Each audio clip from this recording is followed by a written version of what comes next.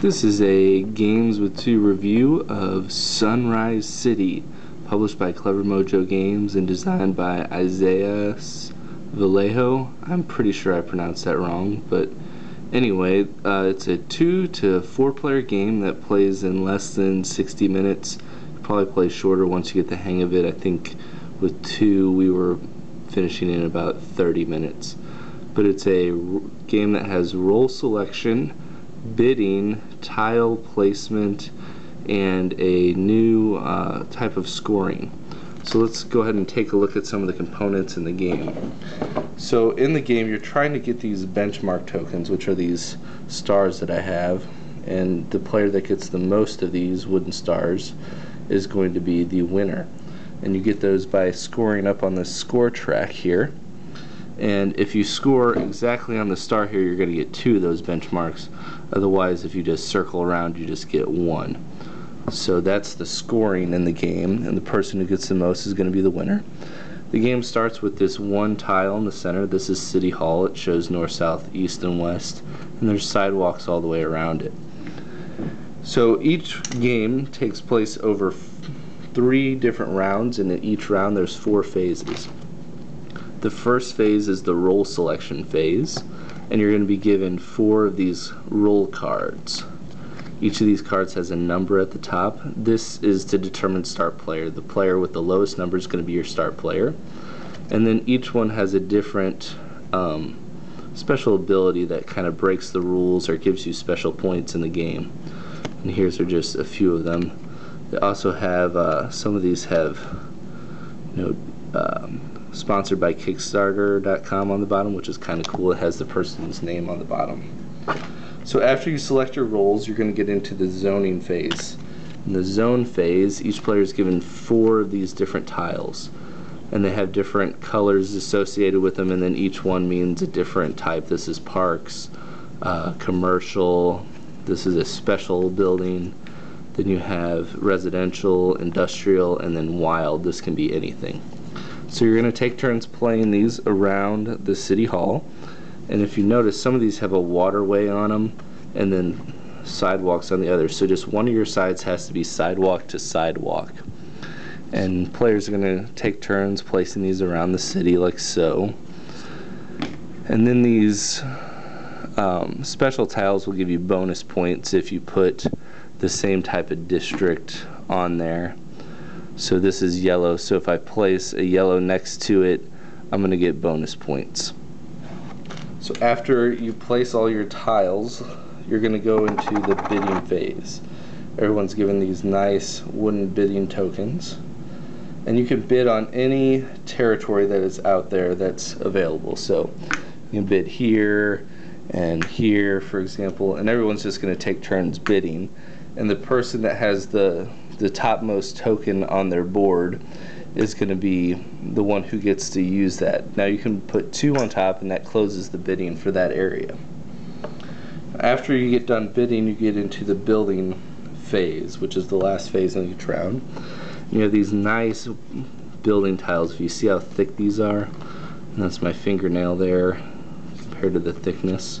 So just really meaty tiles here, which is just shows some of the quality of this game and the components. So you get 4 of these building tiles, and on these you're going to see several different points. You're going to see a point here, here, and here.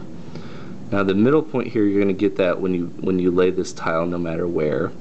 And then on the first floor, whoever owns the bidding rights to these tiles is going to get points. So if I have the bidding rights here, I'll get 4 points. If I have the bidding rights here, I'll get 1 point. Here's another one with the same things. This one's worth 7 points. This one is all red, but it's worth 1 point on each, and then 2 for the center tile, and so on and so forth. So this one here I could play here. If I can play it here, right here, because this is wild, so anything can go there. So then, since I own here, I'll get 3 points there and 7, so I'll get 10 points. And that will give me 2 of these star tokens. Now once a building's built, anyone can build on top of it. There's no longer building rights to it.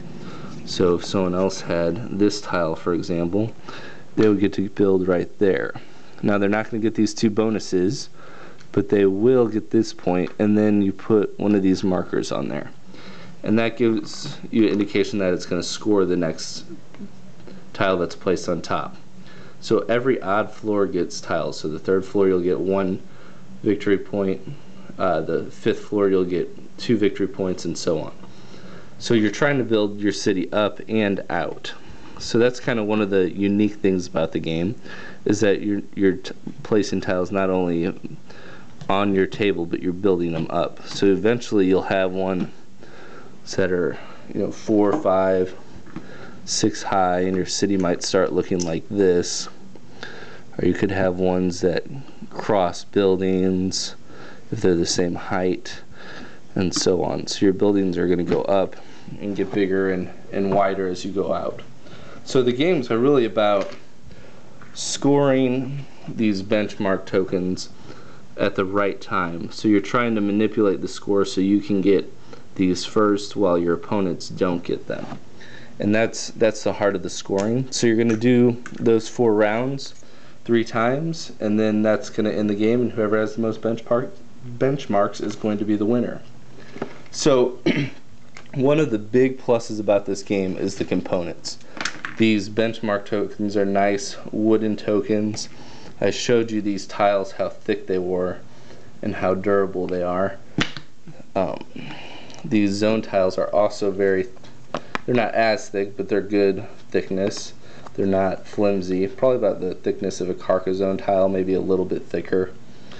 And then these tokens are nice wooden tokens. They're not, and they also say Sunrise City on them, which is a nice little added touch. They could have easily used just little plastic tokens or something. So the components of this game are top notch. You also get a little white wooden meeple for one of the rolls, which is kind of cool. He can go on a territory and then no one can build there.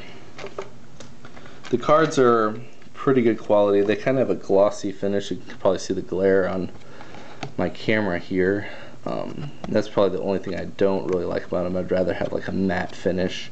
But other than that, they're good quality. That's probably one of the best things about this game, is just the components, like I said. The gameplay plays smooth. It's easy to learn, easy to play. But personally, I just didn't care for Sunrise City that much. I don't know if it was just the way we played it or what, but it fell a little flat for us. It's still a good game, and it's a solid follow-up to Alien Frontiers by Clever Mojo, and I think they're going to sell a lot of copies of this game. But for us, it just fell a little flat.